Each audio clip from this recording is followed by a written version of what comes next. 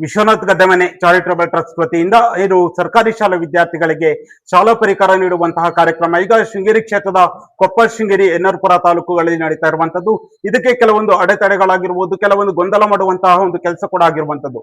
ಆದ್ರೂ ಕೂಡ ವಿದ್ಯಾರ್ಥಿಗಳ ಭವಿಷ್ಯದ ನಿಟ್ಟಿನಲ್ಲಿ ವಿದ್ಯಾರ್ಥಿಗಳಿಗೆ ಅನುಕೂಲ ಆಗಬೇಕೆನ್ನುವ ನಿಟ್ಟಿನಲ್ಲಿ ಈಗ ಪರಿಕರಗಳನ್ನ ಅತ್ಯಂತ ಯಶಸ್ವಿಯಾಗಿ ಈಗ ಅವರ ಪೋಷಕರಿಗೆ ವಿದ್ಯಾರ್ಥಿಗಳಿಗೆ ತಲುಪಿಸುತ್ತಿರುವಂತದ್ದು. ಇಂದು ಹರಿಹರಪುರ ಹೋಬಳಿಯ ಹರಿಹರಪುರ ನಿರ್ವಾಗ್ಲ ಭಾಗಕ್ಕೂ ಕೂಡ ಈಗ ಏನು ಪರಿಕರಗಳನ್ನ ನೀಡ್ತಿರುವಂತದ್ದು. ಇದ್ರ ಕುರಿತಾಗಿ ಮಾತಾಡೋದು ಸ್ವತಃ ನಮ್ಮ ಜೊತೆ ವಿಶ್ವನಾಥ್ ಗದ್ದಮನೆ ಚಾರಿಟಬಲ್ ಟ್ರಸ್ಟ್ ನ ಅಧ್ಯಕ್ಷರಾಗಿರುವಂತಹ ವಿಶ್ವನಾಥ್ ಅವರಿದ್ದಾರೆ. ಸರ್, ಈಗ ಪರಿಕರಗಳನ್ನ ನೀಡುವ ಕಾರ್ಯಕ್ರಮ ಯಶಸ್ವಿಯಾಗಿ ನಡೀತಾ ಇರುವಂತದ್ದು. ಇದ್ರ ಕುರಿತಾಗಿ ಇವತ್ತು ಕೂಡ ಬೇರೆ ಹರಿಹರಪುರ ಹೋಬಳಿಯ ಕೆಲವೊಂದು ಶಾಲೆಗಳಿಗೆ ಕೊಡ್ತಾ ಇದ್ದೀರಾ, ಪೋಷಕರ ಮೂಲಕವೇ ವಿದ್ಯಾರ್ಥಿಗಳಿಗೆ ತಲುಪಿಸುವ ಕಾರ್ಯ ಅತ್ಯಂತ ಯಶಸ್ವಿಯಾಗಿ ನಡೀತಿರುವಂತದ್ದು. ನಿಮ್ಮ ಮೊದಲ ರಿಯಾಕ್ಷನ್? ಇದರಲ್ಲಿ ಇವತ್ತಿನ ಕಾರ್ಯಕ್ರಮದಲ್ಲಿ ತುಂಬಾ ಖುಷಿ ಆಗ್ತದೆ. ಏನಂದ್ರೆ ಪೋಷಕರು ನಾವೇನು ಮಕ್ಕಳಿಗೆ ಶಿಕ್ಷಣದ ಬಗ್ಗೆ ಕಾಳಜಿ ಇಟ್ಕೊಂಡು ನಾವು ಈಗ ನಮ್ಗೇನು ಶಾಲೆಗೆ ಬಂದು ಕೊಡಬಾರ್ದು ಅಂತ ಹೇಳಿ ಏನು BEO ಮತ್ತೆ ರಾಜಕೀಯ ಒತ್ತಡಗಳಿಂದ ಶಿಕ್ಷಕರು ಅಲ್ಲಿ ಕಾರ್ಯಕ್ರಮ ಮಾಡೋದು ಬೇಡ ಅಂತ ಏನು ಹೇಳಿದ್ದಾರೆ.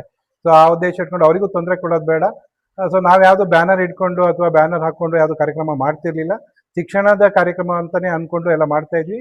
ಅವ್ರಿಗೆ ತೊಂದರೆ ಆಗ್ಬಾರ್ದು ಅಂತ ಹೇಳಿ ಪೋಷಕರನ್ನೆಲ್ಲ ಈ ಸಮುದಾಯ ಭವನಕ್ಕೆ ಕರೆದಾಗ ಅವರೆಲ್ಲರೂ ಬಂದಿದ್ರು. ಈ ಹರಿಹರಪುರ ಭಾಗದ 3 ಶಾಲೆ ಎಲ್ಲ ಪೋಷಕರು ಬಂದು ನಮ್ಮ ಈ ಪರಿಕರಗಳನ್ನ ಕಲೆಕ್ಟ್ ಮಾಡ್ಕೊಂಡು ಹೋಗಿದ್ದಾರೆ. ಅವರಿಗೂ ತುಂಬಾ ಖುಷಿ ಆಗಿದೆ. ಸೊ ಈ ಕಾರ್ಯಕ್ರಮ ಕೊಡ್ಲಿಕ್ಕೆ ಏನು ಈಗ ರಾಜಕೀಯ ಒತ್ತಡ ಹಾಕೊಂಡು ಏನು ಇದು ಮಾಡ್ತಾ ಇದ್ದಾರೆ, ಏನು ಅಬ್ಜೆಕ್ಟ್ ಮಾಡ್ತಾ ಇದ್ದಾರೆ, ಅದ್ರ ಬಗ್ಗೆನೂ ಅವರಿಗೆ ಅಸಮಾಧಾನವನ್ನು ವ್ಯಕ್ತಪಡಿಸಿ ನೀವು ಈ ಕಾರ್ಯಕ್ರಮನ ಇನ್ನೂ ಮುಂದುವರಿಸಿ, ನಮ್ಮ ಮಕ್ಕಳಿಗೆ ಭಾರಿ ಹೆಲ್ಪ್ ಆಗ್ತದೆ. ನಮಗೆ ಒಂದು ಜೊತೆ ಏನು ಯೂನಿಫಾರ್ಮ್, ಏನು ಖಾಲಿ ಶರ್ಟ್ ಬಟ್ಟೆ ಕೊಡ್ತಾರೆ, ಅದನ್ನ ಸ್ಟಿಚ್ ಮಾಡೋ ಪರಿಸ್ಥಿತಿನೂ ಇಲ್ಲ ಅಂದಾಗ ಸ್ವಲ್ಪ ಮನಸ್ಸಿಗೆಲ್ಲ ನೋವಾಯ್ತು. ಸೊ ಅದನ್ನ ಅಷ್ಟು ಬಡತನ ಇದ್ದಾಗ ನಮ್ಮಲ್ಲಿ ಯಾಕೆ ಈ ತರ ರಾಜಕೀಯನೆಲ್ಲ ತಗೊಂಡ್ ಬರ್ತಾ ಇದ್ದಾರೆ ಮಕ್ಕಳು ವಿದ್ಯಾಭ್ಯಾಸಕ್ಕೆ ಅಂತ. ಓಕೆ, ಇಂದು ಹರಿಹರಪುರದಲ್ಲಿ ಏನು ವಿದ್ಯಾರ್ಥಿಗಳ ಪೋಷಕರಿಗೆ ಶಾಲಾ ಪರಿಕರಗಳನ್ನ ನೀಡುವ ಸಂದರ್ಭ ಪೋಷಕರು ಮಾತಾಡುವ ಸಂದರ್ಭದಲ್ಲಿ ಕೆಲವರು ಭಾವಕ್ಕೆ ಒಳಗಾದ್ರು, ಕೆಲವರು ತಮ್ಮ ಅಳದಂತೆ ಹೊಡ್ಕೊಂಡ್ರು. ವಿದ್ಯಾರ್ಥಿಗಳ ಕಷ್ಟವೂ ಕೂಡ ಬೇರೆ ಆಗ್ತದೆ. ಪೋಷಕರು ಕೂಡ ತಮ್ಮ ತೊಂದರೆಗಳಾಗಿರ್ಬೋದು, ಜೊತೆಯಲ್ಲಿ ಕೆಲವರು ಕೂಡ ಭಾವನಾತ್ಮಕ ಅಳ್ಳಲು ಕೂಡ ಇದು ಮಾಡಿದ್ರು. ಅಂದ್ರೆ ನೀವು ಒಂದು ಕೇಳಿದ ಸಂದರ್ಭದಲ್ಲಿ ಪೋಷಕರು ಯಾವ ರೀತಿಯಾದ ಒಪಿನಿಯನ್ ವ್ಯಕ್ತಪಡಿಸ್ತಾ ಇದ್ದಾರೆ?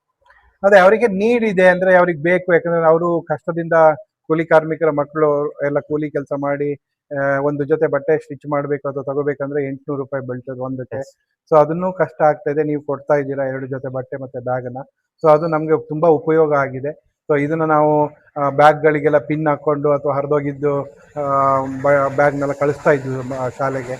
ಸೊ ಅದನ್ನ ನಾವು ಬ್ಯಾಗ್ ಕೊಳ್ಳೋ ಪರಿಸ್ಥಿತಿ ಇರ್ಲಿಲ್ಲ, ಹಾಗಾಗಿ ಆ ತರ ಮಾಡ್ತಾ ಇದ್ವಿ. ಈಗ ನೀವು ಒಂದ್ ಜೊತೆ ಬ್ಯಾಗ್ ಕೊಟ್ಟಿದ್ದೀರಾ, ಅದೇ ರೀತಿ ಬಟ್ಟೆನೂ ಸ್ಟಿಚ್ ಮಾಡಿ ಕೊಟ್ಟಿದ್ದೀರಾ.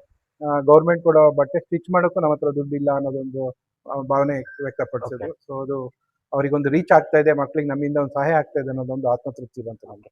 ಎಷ್ಟೇ ಅಡೆತಡೆ ಬಂದ್ರು, ರಾಜಕೀಯ ಒತ್ತಡ ಬಂದ್ರು ಕೂಡ ನೀವು ಶಾಲಾ ಪರಿಕರಗಳನ್ನ ವಿದ್ಯಾರ್ಥಿಗೆ ತಲುಪಿಸುವ ಕೆಲಸ ಅತ್ಯಂತ ಯಶಸ್ವಿಯಾಗಿ ಬೇರೆ ಬೇರೆ ಮಾರ್ಗದಲ್ಲಿ ಕೂಡ ತಲುಪಿಸುವ ಕೆಲಸವನ್ನ ಮಾಡ್ತಾ ಇದ್ದೀರಾ. ಮನೆ ಶಾಂತಿ ಗ್ರಾಮದಲ್ಲೂ ಕೂಡ ಅಲ್ಲಿ ಒಳಗೆ ಕೂಡ ಅವಕಾಶ ಇಲ್ಲ ಅಂದ್ರೂ ಕೂಡ ಹೊರಗೆ ವಿದ್ಯಾರ್ಥಿಗಳಿಗೆ ಕೊಡುವ ಕೆಲಸವನ್ನ, ಅದಕ್ಕೂ ಕೂಡ ಕೆಲವರು ಅಪಪ್ರಚಾರ ಮಾಡೋ ಕೆಲಸವನ್ನು ಕೂಡ ಮಾಡಿದ್ರಿ. ಅಂದ್ರೆ ಮುಂದಿನ ದಿನಗಳಲ್ಲಿ ಆ ವಿಚಾರ ಆಗಿರ್ಬೋದು, ಮುಂದಿನ ದಿನಗಳಲ್ಲಿ ಯಾವ ರೀತಿಯಾಗಿ ಪರಿಕರಗಳನ್ನ ವಿದ್ಯಾರ್ಥಿಗಳಿಗೆ ಯಶಸ್ವಿಯಾಗಿ ತಲುಪಿಸಲು ಪ್ಲಾನಿಂಗ್ ಗಳನ್ನ ಹಾಕೊಂಡಿದ್ದೀರಾ? ಈಗ ನಮ್ಗೆ ಶಾಲೆಗೆ ಮಾಡಬಾರ್ದು ಅಂದಾಗ ಆಯ್ತು, ಗೌರ್ಮೆಂಟ್ ಶಾಲೆಯಲ್ಲಿ ಮಾಡೋದು ಬೇಡ ಅಂದಾಗ ನಾವು ಮಕ್ಳಿಗೆ ರೀಚ್ ಆಗ್ಬೇಕು. ನಮ್ಮ ಉದ್ದೇಶ ಶಿಕ್ಷಣದ ನಾವೇನು ಅಭಿಯಾನ ಇಟ್ಕೊಂಡಿದೀವಿ ಅದು ಮಕ್ಳಿಗೆ ರೀಚ್ ಆಗ್ಬೇಕು. ಅದು ಶಾಲೆಯಲ್ಲಿ ಕೊಟ್ರು ಏನು, ಅವ್ರ ಮನೆಗೆ ಹೋಗಿ ತಲುಪಿಸಿ ಕೊಟ್ರು ಎರಡು ಒಂದೇನೆ ನಮಗೆ. ಸೊ ಶಾಲೆಯಲ್ಲಿ ಮಾಡಕ್ ಬಿಟ್ಟಿಲ್ಲ ಅಂದ್ರೆ ಮನೆಗೆ ಹೋಗಿ, ನಮ್ಮಲ್ಲಿ ಅಷ್ಟು ನಮ್ಮ ಸಂಘದ ಎಲ್ಲ ಪದಾಧಿಕಾರಿಗಳಿದ್ದಾರೆ, ಸಮಾಜ ಸೇವೆ ಮಾಡಬೇಕು ಅಂತ ಹೇಳಿ ತುದಿಗಾಲಲ್ಲಿ ನಿಂತ್ಕೊಂಡಿದ್ದಾರೆ. ಅಷ್ಟು ಕೋಆರ್ಡಿನೇಟ್ ಆಗಿ ನೀವು ಯಾವುದಕ್ಕೂ ಎದೆಗುಂದಬೇಡಿ. ಪ್ರತಿ ಮನೆಗೂ ಹೋಗಿ, ಪ್ರತಿ ಹೋಬಳಿ ಅಥವಾ ಗ್ರಾಮ ಮಟ್ಟದಲ್ಲಿ ಎಷ್ಟು ಶಾಲೆ ಇದೆ, ಅವ್ರು ಯಾವ ಮನೆಯಲ್ಲಿ ಇರ್ತಾರೆ ಅದು ಗೊತ್ತಿರ್ತದೆ ನಮಗೆ. ಸೊ ನಾವು ಹೋಗಿ ಅದನ್ನ ಹಂಚ್ತೀವಿ, ಅದನ್ನ ಕೊಡ್ತೀವಿ, ಅವ್ರಿಗೆ ರೀಚ್ ಮಾಡ್ತೀವಿ ಅನ್ನೋದೊಂದು ಒಪಿನಿಯನ್ ಎಲ್ಲರೂ ಹೇಳಿದ್ದಾರೆ. ಮುಂದಿನ ಮಟ್ಟದಲ್ಲಿ ನಾವು ಸಮುದಾಯ ಭವನ ಆಗಿರ್ಬೋದು ಅಥವಾ ಮನೆಗೆ ಹೋಗಿ ರೀಚ್ ಮಾಡ್ತೀವಿ. ಇದೊಂದು 10 ದಿನದಲ್ಲಿ ಎಲ್ಲಾ ಶಾಲೆಗೂ ತಲುಪುತ್ತೆ. ಓಕೆ ಸರ್, ಕೊನೆಯದಾಗಿ ಶಿಕ್ಷಣದಲ್ಲೂ ರಾಜಕಾರಣ ಮಾಡ್ತಿರುವಂತರಿಗೆ ಕೊನೆಯದಾಗಿ ಏನ್ ಹೇಳಕ್ ಬಯಸ್ತೀರಾ? ನಾನು ಏನು ಹೇಳೋದಿಲ್ಲ. ಶಿಕ್ಷಣದಲ್ಲಿ ರಾಜಕೀಯ ಮಾಡ್ತಾರೆ ಅಂದಾಗ ನಮ್ಮ ಊರು ಯಾವ ತರ ಅಭಿವೃದ್ಧಿ ಆಗುತ್ತೆ, ಈಗ ಯಾಕೆ ರಾಜಕೀಯ, ಈ ಮಕ್ಕಳು ಇಟ್ಕೊಂಡು ರಾಜಕೀಯ ಮಾಡಕ್ ಆಗುತ್ತಾ ನಮ್ಮಲ್ಲಿ? ಸೊ ಅಥವಾ ಈ ರಾಜಕೀಯದಲ್ಲಿ ಈ ತರ ಎಲ್ಲ ಆಗುತ್ತೆ ಅನ್ನೋದು ನಮ್ಗೆ ಗೊತ್ತಿರ್ಲಿಲ್ಲ. ಶಿಕ್ಷಣ ಕ್ಷೇತ್ರದಲ್ಲೂ ಬರ್ತಾರೆ, ಧಾರ್ಮಿಕ ಕ್ಷೇತ್ರದಲ್ಲಿ ಬರ್ತಾರೆ. ಅಭಿವೃದ್ಧಿ ಆಗ್ಬೇಕು, ಆಗ್ಬೇಕು, ಮೇಯ್ನು ನಮಗೆ ಆಗ್ಬೇಕಾಗಿರೋದು ಶಿಕ್ಷಣದ ಇಂದ ಶುರು ಆಗ್ಬೇಕು. ಅಲ್ಲೇನೆ ನಾವು ರಾಜಕೀಯ ತಂದಾಗ ನಮ್ಮ ಊರು ಯಾವ ತರ ಡೆವಲಪ್ ಆಗುತ್ತೆ ಅನ್ನೋದೊಂದು ಇದೊಂದು ಕಳವಳಕಾರಿಯಾದಂತ ವಿಚಾರ. ಸೊ ಇದರಲ್ಲಿ ರಾಜಕೀಯ ಯಾವುದು ಮಾಡೋದು ಬೇಡ. ನೀವು ಬನ್ನಿ, ನೀವೂ ಈ ಪರಿಕರಗಳನ್ನ ಕೊಡಿ. ನಾವ್ಯಾವ್ದು ಬ್ಯಾನರ್ ಹಾಕಿ ಮಾಡ್ಲಿಲ್ಲ, ನಾವ್ಯಾವ್ದು ಪಕ್ಷದ ಚಿಹ್ನೆ ಇಟ್ಕೊಂಡು ಮಾಡ್ಲಿಲ್ಲ. ನಮಗೆ ಉದ್ದೇಶ ಒಂದೇ, ಶಿಕ್ಷಣದ ಅಭಿವೃದ್ಧಿ. ನೀವೆಲ್ಲರೂ ಬನ್ನಿ, ಎಲ್ಲರೂ ಮಾಡಿ. ಈಗ ವಿಶ್ವನಾಥ್ ಯಾಕೆ ಮಾಡ್ತಾನೆ, ಯಾಕೆ ಊರಿಗೆ ಈ ಊರಿಗೆ ಮಾತ್ರ ಯಾಕೆ ಮಾಡ್ತಾನೆ, ಬೇರೆ ಎಲ್ಲಿ ಮಾಡ್ಬೋದಿತ್ತು. ನನ್ನ ಊರು, ನನ್ನ ಮನೆ, ನನ್ನ ಊರು, ನನ್ನ ಗ್ರಾಮ, ನನ್ನ ಸುತ್ತಮುತ್ತಲಿನ ಊರು ಬೆಳೆಸ್ಕೊಂಡು ಹೋಗ್ಬೇಕು ಅನ್ನೋದು ಉದ್ದೇಶ ಇಟ್ಕೊಂಡು ಮಾಡ್ತಾ ಇರೋದು. ಮುಂದಿನ ದಿನದಲ್ಲಿ ಬೇರೆ ಕಡೆಗೂ ಹೋಗೋಣ, ಅದ್ರಲ್ಲಿ ಏನು ಇದಿಲ್ಲ.